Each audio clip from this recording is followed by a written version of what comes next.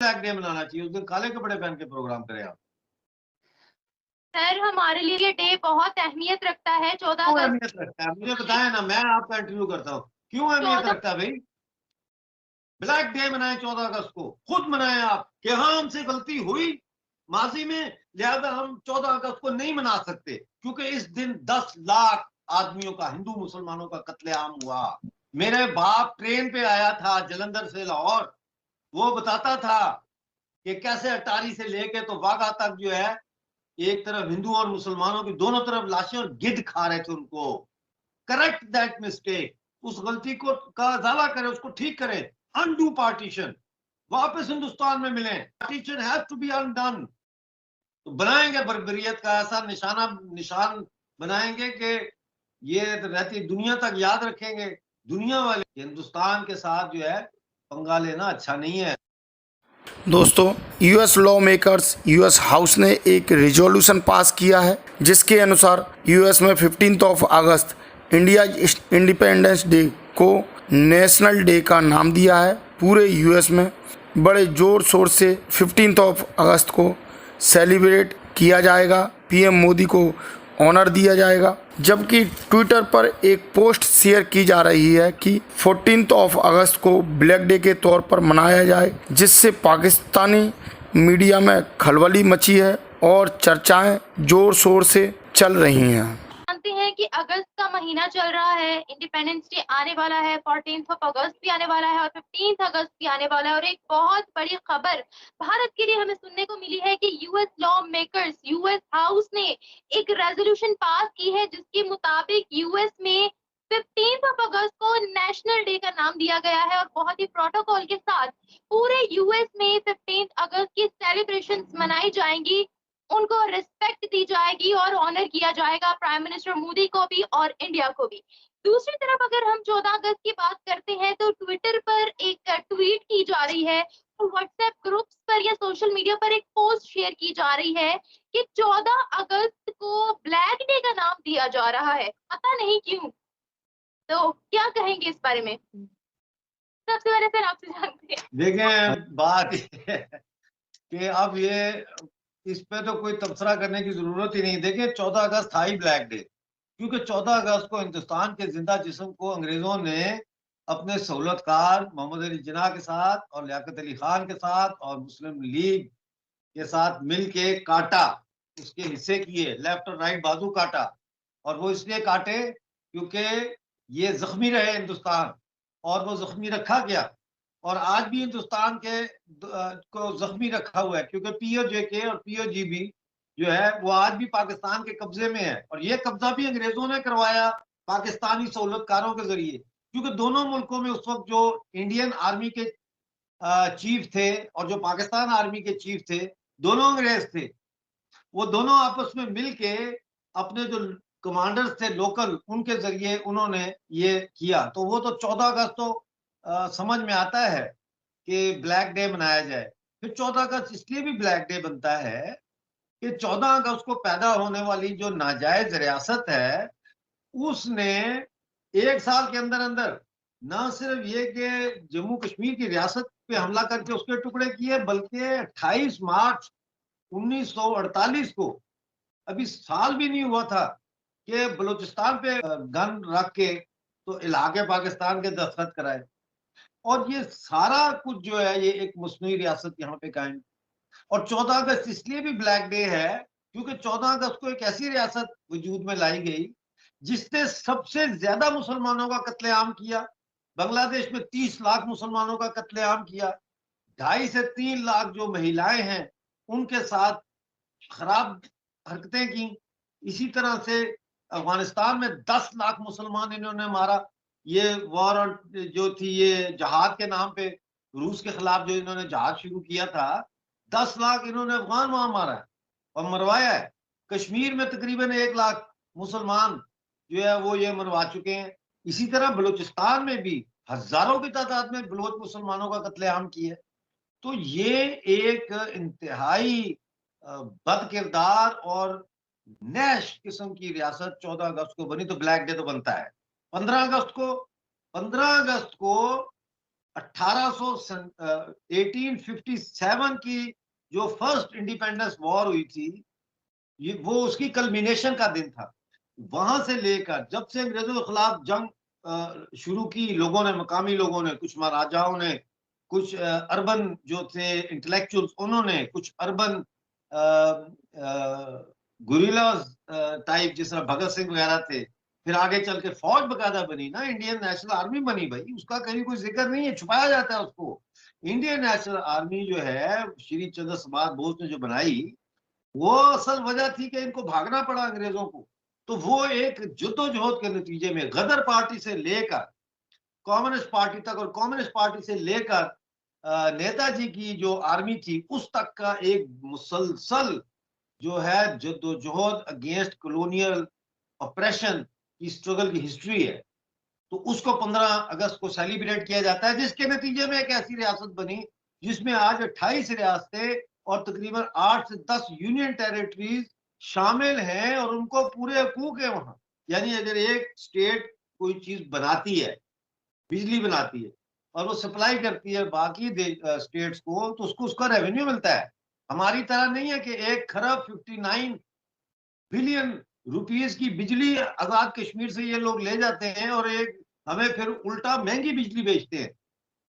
तो ये बड़ा फर्क है ना, ये जाहिर है। और अब 5वीं सुपर पावर है।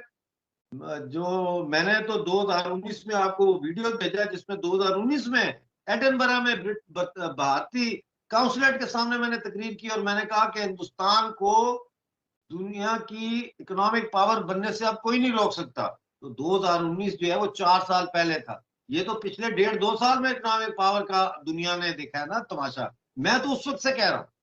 तो अब उसको भी सेलिब्रेट किया जा रहा है। तो यही वजह है कि जो आपके अमेरिका है वहां पे, यूके में, यूरोप में, हर जगह पे इंडिया की इंडिपेंडेंस को सेलिब्रेट किया जा रहा है as a accomplishment, as a success story, from rags to rich story.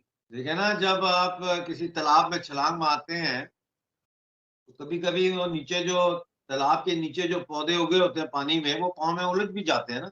Pakistan वो है, हिंदुस्तान के पाँव में उलझे हुआ वो घास फूस है, तो काट देंगे, साइड में कर देंगे, क्योंकि हिंदुस्तान को अब आगे बढ़ने से कोई नहीं रोक सकता। और हिंदुस्तान और पाकिस्तान का बड़ा करीबी ताल्लुक भी है ना, क्योंकि पाकिस्तान बात नहीं आता आतंकवाद करने से, वो बात नहीं आता। अभी फिर आप देखें कि 5 अगस्त को हम खुशियां मना रहे हैं, श्रीनगर में जश्न मना रहे हैं, इतना लंबा तिरंगा लेके, तो वहां जुलूस निकला, हर जगह मिठाइयां सेवइयां पक रही थी, और पाकिस्तान ने क्या किया, अपने आतंकवादी भेजे।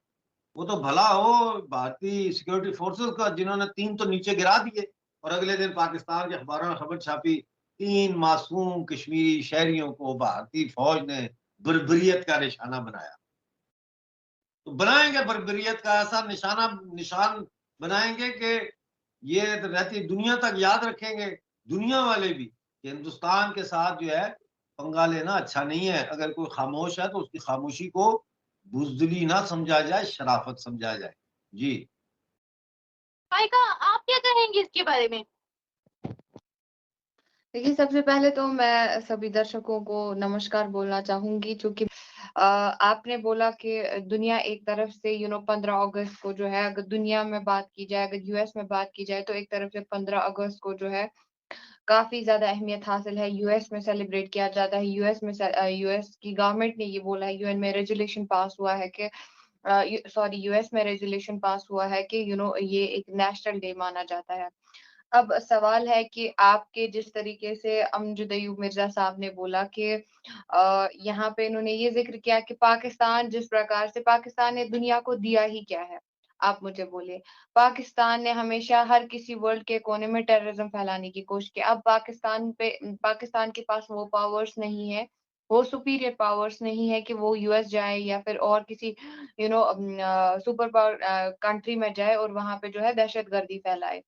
क्योंकि ऑब्वियस सी बात है, सुपर पावर नेशंस बहुत ज़्यादा डेवलप्ड है, जैसे कि इंडिया है। लेकिन अगर पिछले सालों की बात करें तो कश्मीर पर क्या कुछ हुआ था, चाहे खानदानी सियासत की बात करें या फिर जिस तरीके से कश्मीरियों को उनके माइंड्स के साथ खेला जाता था या फिर कश्मीर के यूथ के साथ जिस तरीके से गद्दारी की जाती थी, तो जाहिर सी बात है कि मतलब अभी कुछ चीजें मतलब रही थी। अब जब पाकिस्तानियों को लग भी रहा है कि कश्मीरी एक जो है वो क्लियरली आके बोल रहा है, अब जिस तरीके से इन्होंने बोला कि श्रीनगर में तो मिठाइयाँ बढ़ रही है 15 अगस्त की। इवन मैं भी पिछली बार एक शो सेलिब्रेट करके आई जश्न गुरेज के नाम से। वहां पे क्लियरली वो सारा सीन दिखाया गया कि किस तरीके से उन्होंने कश्मीरियों पे जुल्म किया था, और वहां पे हर एक कश्मीरी सेलिब्रेट कर रहा था इंडियन आर्मी के साथ, इंडियन आर्मी के गीत गा रहा था, अपने देश के गीत गा रहा था।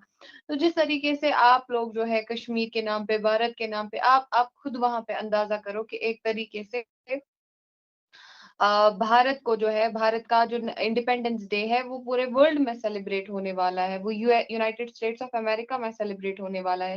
लेकिन आप अपने अपने अपने यौम आजादी को देखो कि वो जो है ब्लैक डे के तौर पर जो है ट्वीट किया जा रहा है, वो क्या ऐसा क्यों है?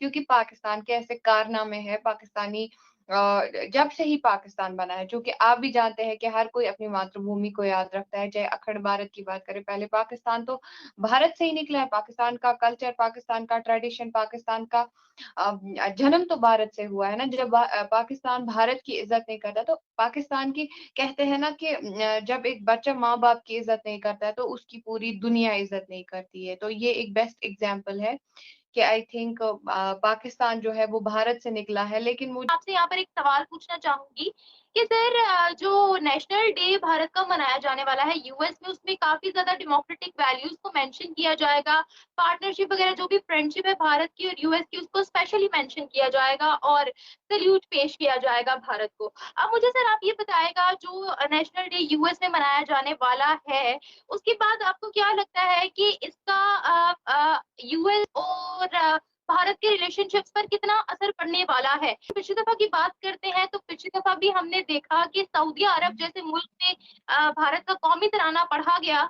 एक सिंगर थे वहां के जिन्होंने पढ़ा और साथ साथ सऊदी अरेबिया में उनका झंडा भी लहराया गया। तो क्या लगता है कि यूएस एक सबसे बड़ी सुपर पावर है, पूरी दुनिया में एक नाम है उनका, मगर वो खुद भारत के आगे झुक रहे हैं, तो क्या कहेंगे आप?